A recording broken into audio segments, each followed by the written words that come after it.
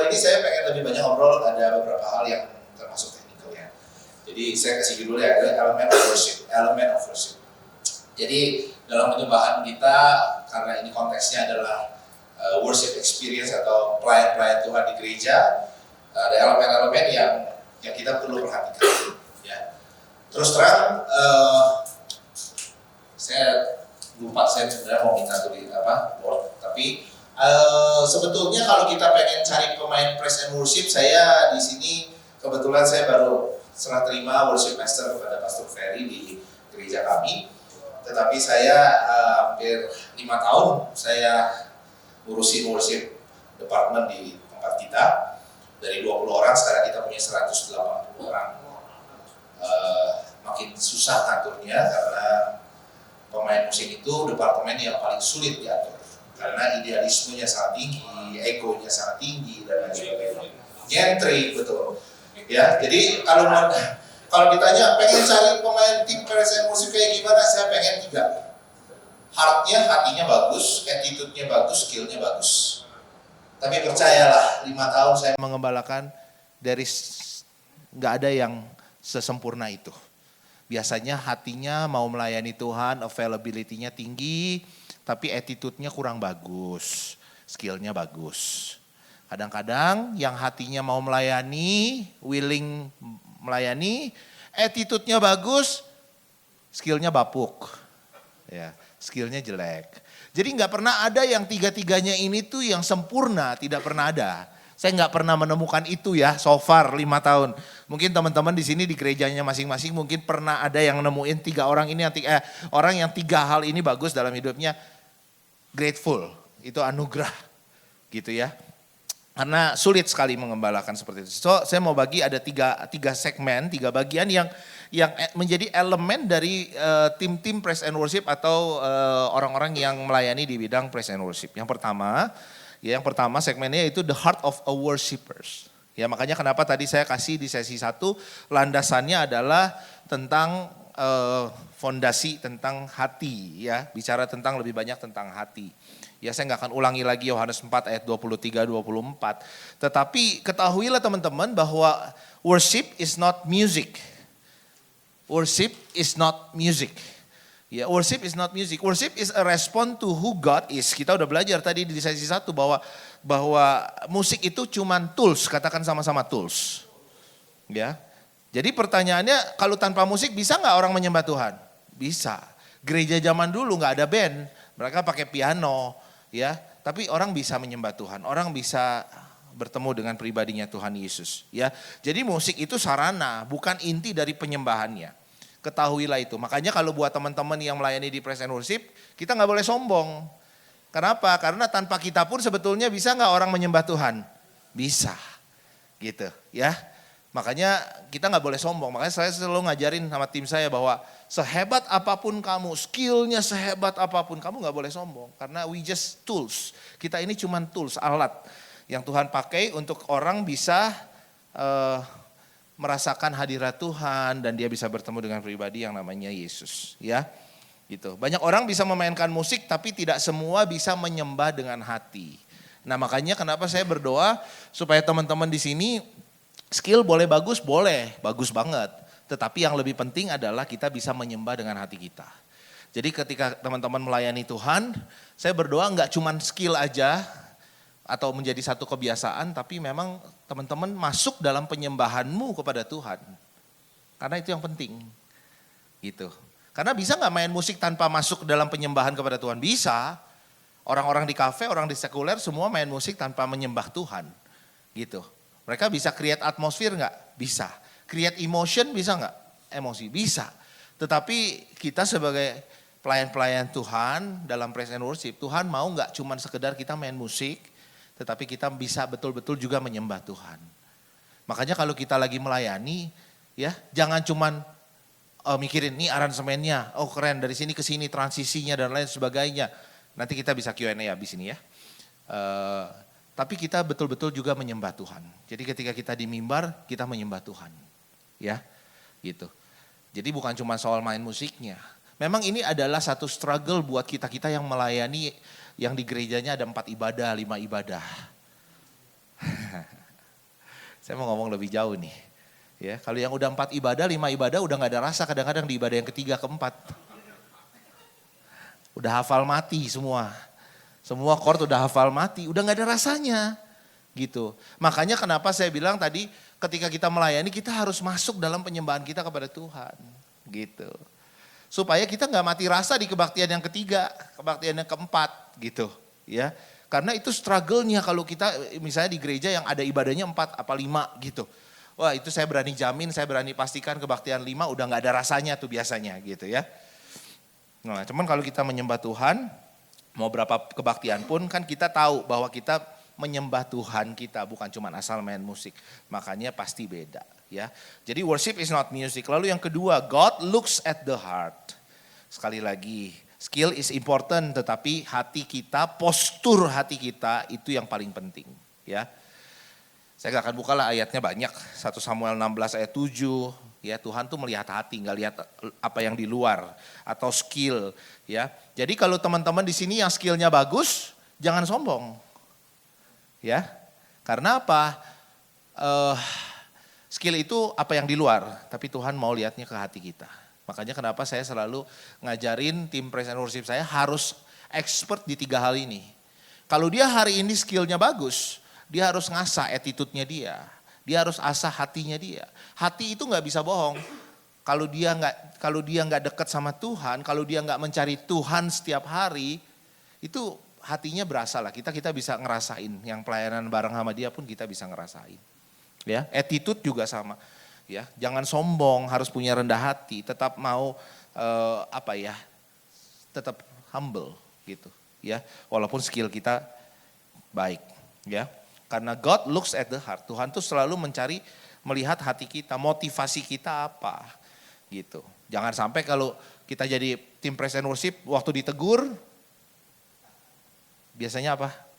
Bundung gitu kan. Ya. Saya berdoa kita enggak gitu. Ya, kita bangun value. Gini, susahnya gini ya. Karena yang sulit itu membangun pelayanan praise and worship di gereja kita itu sebetulnya bukan masalah cari orang skill. Pernah ada satu orang datang ke saya, dia tanya, kenapa di gereja kamu kok banyak banget orang-orang yang hebat, yang pelayanannya skillnya jago, rendah hati, apalagi di kami kita nggak ada yang namanya LG atau love gift, tidak ada yang namanya persembahan kasih. Ya, kenapa bisa? Saya cuma bilang begini, selama 5 tahun saya nggak sibuk nyari orang. Selama 5 tahun saya sibuk membangun value. Karena saya percaya begini, ketika komunitas, departemen kita ada value-nya, orang akan mau datang. Karena orang yang value-nya baik pasti akan attract orang-orang yang value-nya bagus. Kalau komunitas value-nya bagus, pasti dia akan attract orang-orang yang punya value yang bagus juga. Jadi jangan sibuk nyari orang. Saya nggak pernah sibuk cari orang, ajakin orang pelayanan. Ayo pelayanan di gereja, ayo pelayanan di gereja. Saya nggak pernah, saya paling anti. Tapi selama 5 tahun saya sibuk membangun value. Ya value apa yang dibangun yaitu musisi skillnya bagus, attitude-nya bagus, hatinya, availability-nya baik gitu. Ya, jadi bangun value itu. Karena Tuhan nggak cuma lihat skill, tetapi Tuhan melihat hati kita, Tuhan melihat motivasi kita. Ya, lalu yang ketiga, worship as a lifestyle. Ini bicara masih seputar hati ya. Jadi kita harus menjadikan penyembahan itu gaya hidup. Katakan gaya hidup. Ya. Saya tulis di sini what we play on Sunday must flow from Monday to Saturday. Ya, saya pernah pelayanan 10 hari sama Frankie Kuncoro di Sydney. Saya pelayanan sama dia. Pertama kali pelayanan 10 hari tidur sama-sama, bangun sama-sama, biasanya tidur sama istri, sekarang sama dia gitu ya. Tidur lihat dia, bangun tidur lihat dia gitu kan. Ya udahlah ya, makan aja 10 hari gitu. Nah, selama 10 hari yang menarik bukan masalah pelayanan ya, bukan. Yang menarik adalah Frankie Kuncoro selalu bangunin saya karena saya kebluk orangnya ya, tahu kebluk ya bahasa Jerman. Kebluk tuh susah bangun pagi. Saya not morning person lah. Saya orang malam gitu. Kalau dia orang pagi. Dia bangunin saya jam 4 pagi. Awalnya saya bilang ngapain sih jam 4 pagi dia bangunin saya. Kita nyembah Tuhan sampai jam 7. Setiap hari selama 10 hari. Bukan masalah melayaninya tapi saya pulang diberkati. Dan semenjak itu sampai hari ini saya hidupi itu. Tiap pagi adalah waktu saya bersama dengan Tuhan. Karena dia pernah ngomong begini. Apa yang kita tunjukkan di atas mimbar itu adalah manifestasi dari apa yang kita lakukan di belakang mimbar. Saya ulang sekali lagi. Apa yang kita tunjukkan di atas mimbar ketika kita melayani Tuhan, itu adalah manifestasi kita dari apa yang kita lakukan ketika orang gak lihat kita. Di kamar kita, ketika kita sendirian. Makanya worship harus jadi gaya hidup. Jangan cuman menyembah Tuhan ketika kita melayani Tuhan di sini. Jangan cuman melayani Tuhan ketika kita, jangan cuman menyembah Tuhan ketika kita main musik aja di depan jemaat. Tetapi justru ketika kita di kamar-kamar kita, ketika nggak ada orang yang melihat kita. Karena ini tulisan Sidney Mohede ya, Sidney Mohede saya mau quote. Dia katakan begini, when our private worship is weak, then our public worship is merely a performance. Kalau penyembahan kita di dalam keadaan private kita lemah, kita nggak pernah bangun mezbah setiap hari dalam kehidupan kita. Maka penyembahan kita secara corporate ketika kita melayani, ketika kita ajak jemaat Tuhan, menyembah Tuhan, itu cuma sekedar performance. Ya. Jadi saya mau taruh ini dulu, ini penting soalnya. Ya. Jadi bangun kehidupan devotion kita setiap hari. Gitu. Karena apa? Karena apa yang kita tunjukkan di depan orang, di depan jemaat, itu adalah manifestasi dari apa yang kita lakukan di belakang sana. Gitu. Seorang WL, gimana dia mau bawa jemaat masuk ke gunungnya Tuhan kalau dia nggak pernah ada di situ. Sama seperti kalau saya bawa kamu ke Israel. Kamu percaya nggak kalau kamu pergi sama saya? Kalau saya belum pernah ada ke Israel, pasti nggak akan percaya. Tapi kalau saya setahun 5 kali bawa tur ke Israel, saya ajak kamu pergi ke Israel sama saya, kamu mau nggak pergi ke Israel sama saya? Karena saya udah pernah ada di sana.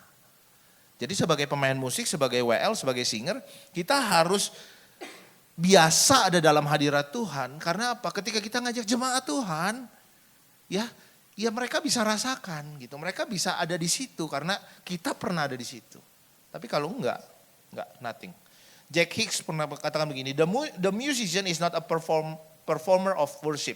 He is a worshiper first. He is the worshipper first. Dia harus menjadi penyembah dulu. Bukan karena dia main musik dia jadi baru menyembah Tuhan. Karena kalau enggak kita cuma jadi musisi yang jadi performer aja. Ya, dari penyembahan kita. Tapi dia mau kita menjadi seorang penyembah terlebih dahulu. Baru kita bisa membawa jemaat Tuhan masuk dalam hadirat Tuhan. Ya. So the heart, itu yang paling pertama. The heart of a worshiper itu penting. Lalu yang kedua, saya akan cepat. Kita akan masuk ke sini. Skill and spirit. Ya. Elemen yang kedua yaitu skill dan spirit. Skill perlu nggak teman-teman? Perlu skill. Ya. Mazmur 33 ayat 3 katakan begini. Sing a new song of praise to him. Play skillfully on the harp and sing with joy. Jadi perlu nggak bermain musik dengan skill? Perlu, makanya belajar. Makanya kita harus melatih, kita harus menggali gitu ya. Kalau saya selalu bilang gini, jangan datang pas latihan band bareng-bareng masih dalam keadaan empty. Tapi harus ngulik duluan. Kalau nggak ngulik mah udahlah nggak usah pelayanan. Karena apa? Ya ngulik itu hal yang paling standar yang kita harus lakukan. Supaya kita bisa bermain musik dengan skillfully. Kalau nggak pernah latihan gimana orang bisa main musik dengan baik gitu. Ya. Gitu. Jadi main musik, nyanyi itu perlu dilatih. Ya, makanya skill itu penting. Nah, seringkali we often mistake between gifts and anointing. Makanya kenapa elemen yang kedua saya kasih judul skill and spirit. Karena seringkali kita salah nih pengertiannya antara gift atau talenta yang Tuhan kasih dalam kehidupan kita dengan anointing atau urapan dari Tuhan. Ada orang yang kubunya di kiri banget. Gak perlu urapan. Yang penting gift, skillfully. Latihan, bla bla bla dengan luar biasa. Salah gak? Salah. Ada yang betul-betul ke kanan banget. Gak perlu latihan, gimana Tuhan mengalir saja. Nanti urapan Tuhan bekerja. Gak bisa. Karena skill and spirit itu bekerja bersama-sama. Give and anointing itu selalu bekerja bersama-sama. Jadi perlu gak latihan? Perlu. Karena excellent itu yang Tuhan mau. Karena excellent honors God. Excellent itu adalah menghormati Tuhan teman-teman. Ya, ketika kita latihan, kita memberikan yang terbaik dari setiap pelayanan kita excellent, itu adalah kita menghormati Tuhan. Ya, Saya bahkan tulis di sini, rehearsal is not optional for ministry. Ya, latihan itu bukan optional. Latihan itu kewajiban. Ya. Makanya saya nggak terlalu suka kalau orang, ya udah kebaktian jam berapa? Jam 7, ya udahlah datang jam 6 aja kita latihan. Nggak pernah. Kita nggak pernah gitu. Kalau ada pemain gitar misalnya, saya nggak bisa latihannya pastor gimana? Ya udah kamu cari ganti. Kamu nggak bisa. Boleh nggak saya jam in di hari Minggu aja? I'm sorry, I can. Kenapa? Karena latihan itu kewajiban kita, itu harus, must, bukan optional. Ya, Kolose 3 ayat 23, melakukan segala sesuatu dengan segenap hati seperti untuk Tuhan. Ya gimana ya, kalau nggak mau latihan cuman mau mainnya doang, ya gimana ya gitu. Gimana kita ngomong kasih yang terbaik buat Tuhan, nggak bisa. Karena excellent itu adalah penghormatan, bentuk penghormatan kita kepada Tuhan gitu. Ya, lalu yang kedua, sensitivity to the spirit. Ya, ini nih yang saya ngomong tadi. Kasih space buat Roh Kudus bekerja. Ya, jangan sekarang hari-hari ini betul-betul semua tuh latah ya, tahu latah ya.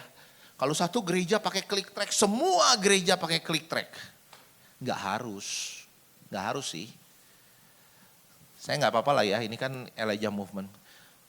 Bukan karena JPCC pakai click track dan ada MD, semua gereja harus pakai click track dan MD, bukan. Zaman Om dulu tuh kalau pelayanan nggak ada yang namanya in-ear monitor atau IEM, nggak ada. Zaman Om pelayanan dulu semuanya ada yang namanya wages. Wages itu floor monitor, nih. Nggak ada yang namanya IEM. Sekarang anak-anak sekarang hebat. IEM, anak saya juga kalau nggak pakai sequencer nggak pede dia pelayanan. Saya bilang, Dek, Papa dulu pelayanan nggak ada sequencer, Dek.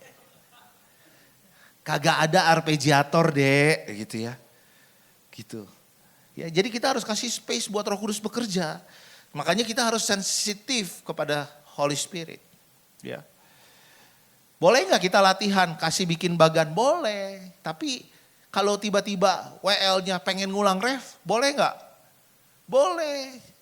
Jangan dihakimi oleh MD-MD atau dimarahin sama MD-MD. Itu WL-nya ya dari tadi dia ngerubah-ngerubah, bukan. Dia lagi dapat sesuatu dari Roh Kudus. Ya, jadi harus sensitif.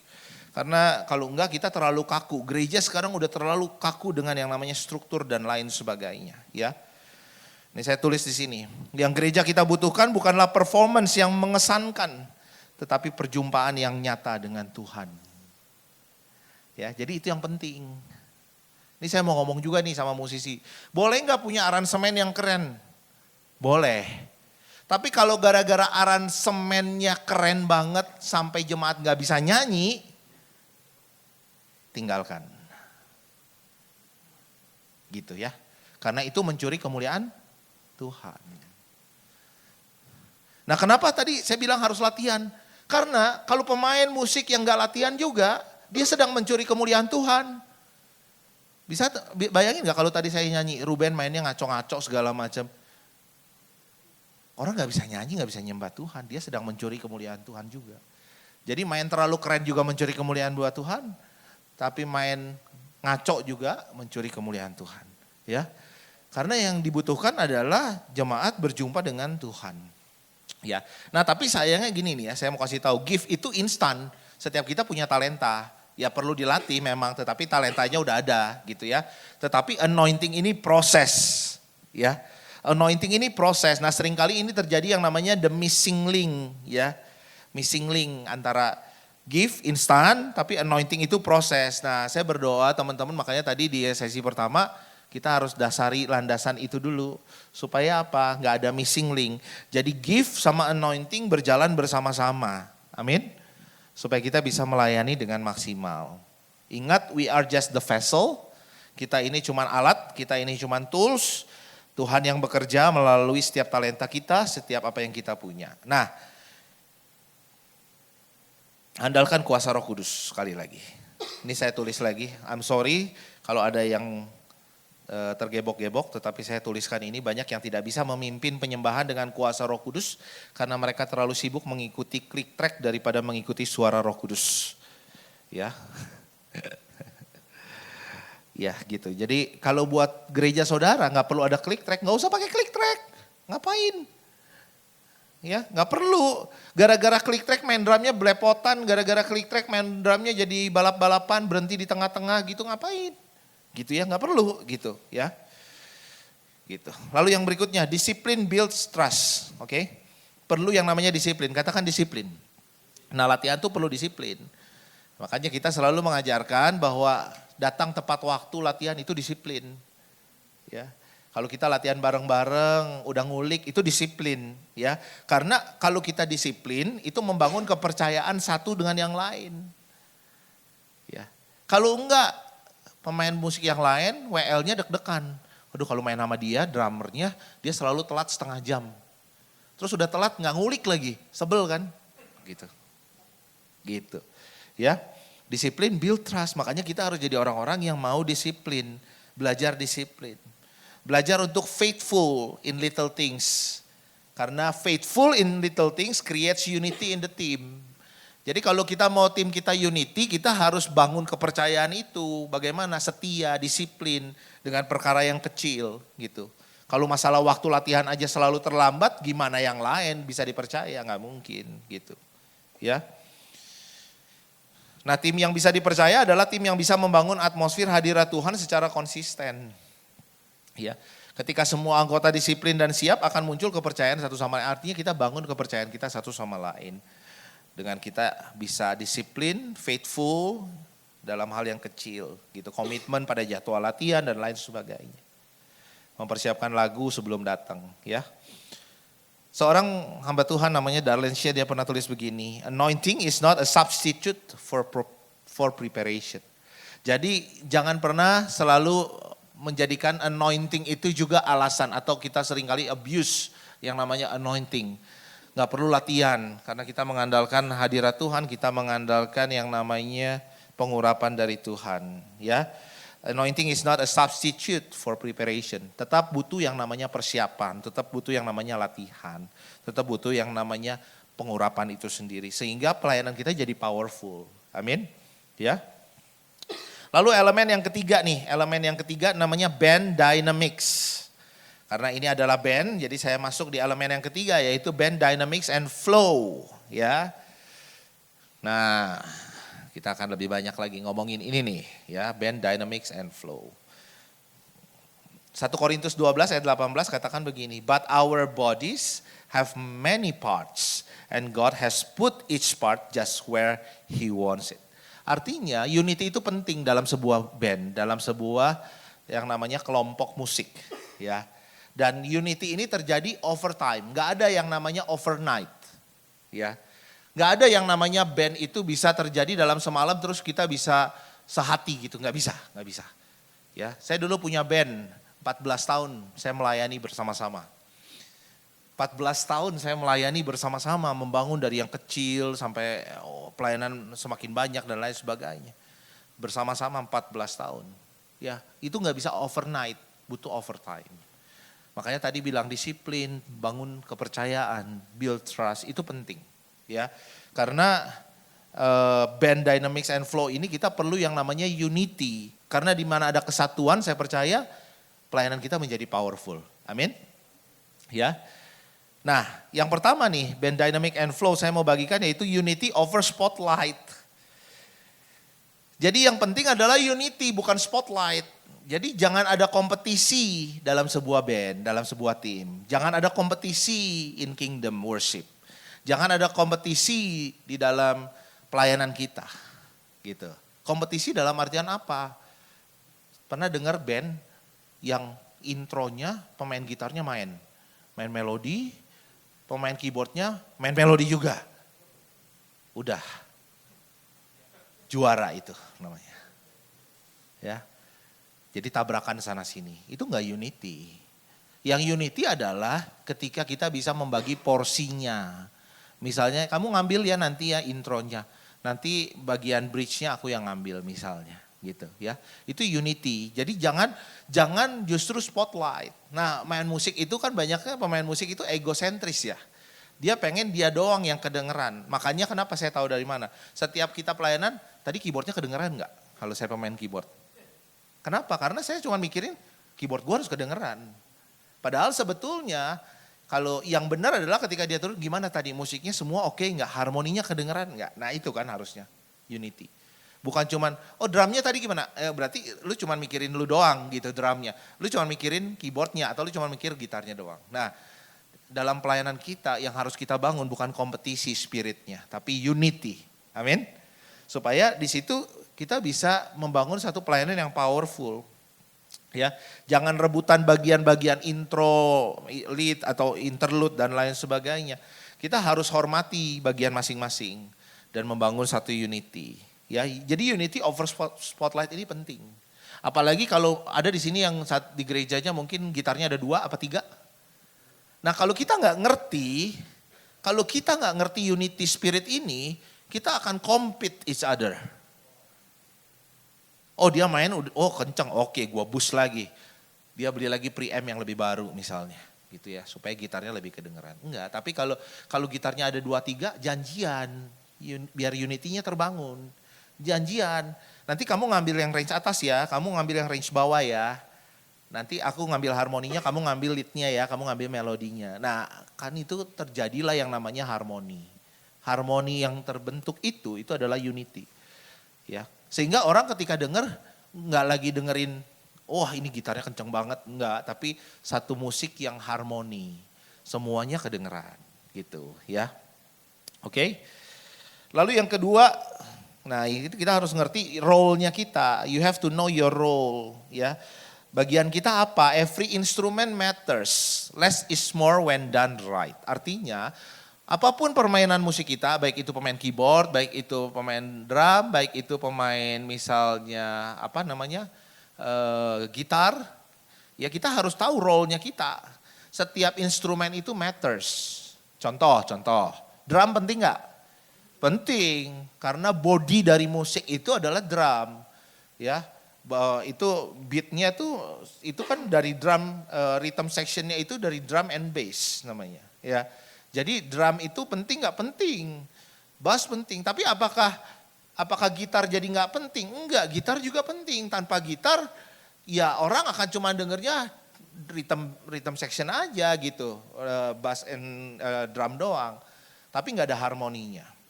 Tapi kalau ada gitar, kita bisa dengar harmoninya.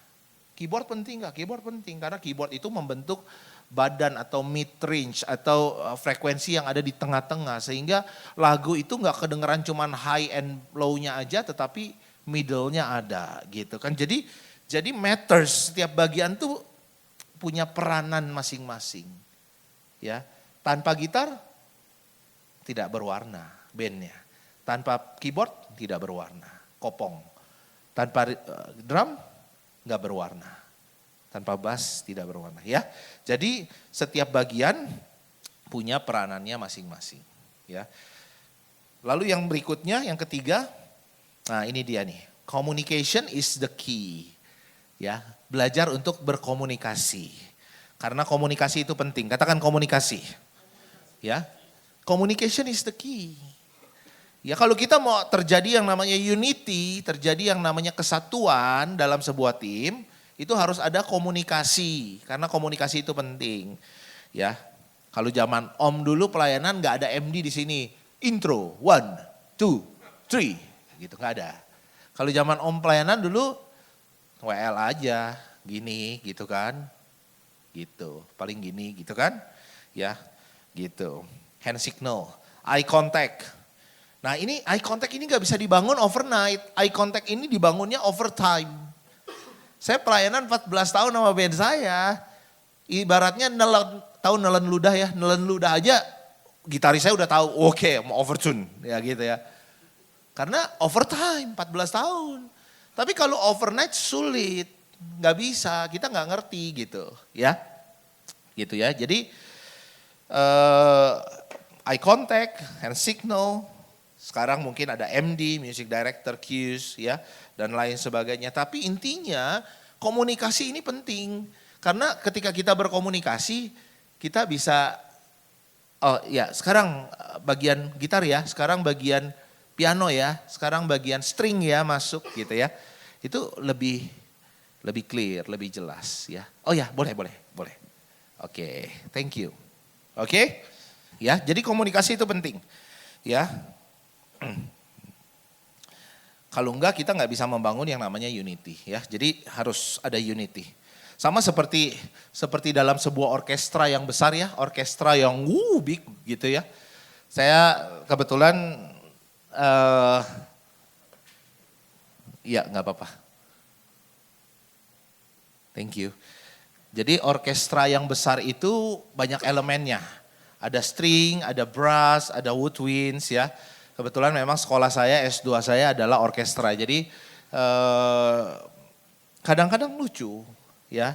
Kita tulis string yang bagus-bagus, brass section yang bagus-bagus. Tapi tahukah teman-teman di situ ada satu alat musik yang namanya triangle. Triangle itu, triangle itu cuman ting, ting, ting gitu ya. Kayaknya bunyinya cuma sekali-sekali. Ya, nggak tiap bagian ada. Tapi tanpa itu ada sesuatu yang kurang. Ya, jadi sama kayak band.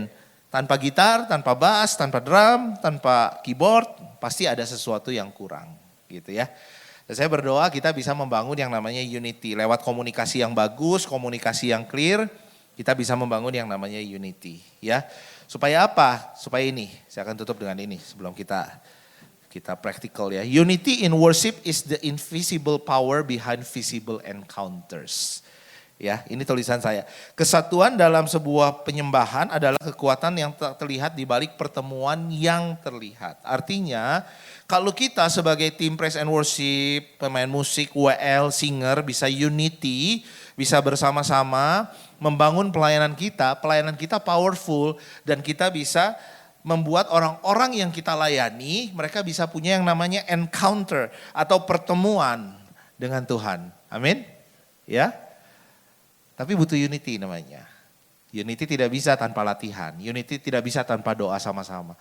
Unity tidak bisa terjadi tanpa value atau nilai yang dibangun bersama-sama.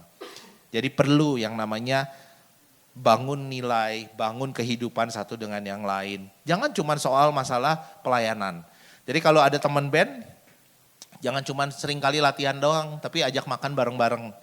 Karena dari makan bareng-bareng ada chemistry yang dibentuk, unity terbentuk, dan main musik akan mengalir dengan sendirinya. Ya, gitu. Dan saya berdoa setiap teman-teman bisa menjadi impact. Nggak apa-apa kalau nggak bisa nggak apa-apa. Udah, that's okay. Bisa jadi impact buat tim praise and worship di gerejanya masing-masing.